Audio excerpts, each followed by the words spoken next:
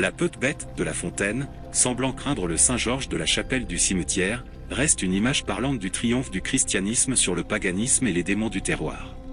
Selon la légende, un jour, il y eut moins de loups, on ne sut d'abord pas pourquoi, mais bientôt on se rendit compte qu'il y avait pire et qu'un fabuleux animal, venu d'on ne sait où et jusqu'alors invisible, les effrayait eux-mêmes.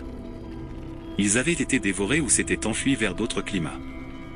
Alors on trembla davantage, car on ne savait à quel monstre on avait affaire. Cependant, les craquements dans les forêts, les rugissements eux-mêmes n'étaient pas le pire. Le plus effrayant était le ronflement entendu dans les airs car la bête volait aussi bien qu'elle marchait. On reconnaissait sur un pré les ossements d'un veau, une jeune fille était trouvée morte sur un sentier, ayant subi tous les outrages. La bête était avide de chair fraîche, faisait ses délices de celle des hommes et encore plus de celle des femmes. La chapelle Saint-Georges.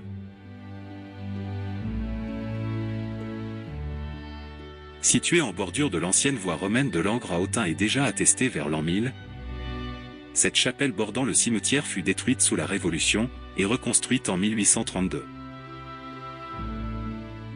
Mais de nouveau ruinée en 1866, elle fut immédiatement reconstruite grâce à la libéralité de la population et du curé d'Augeur, et fut bénite en 1868.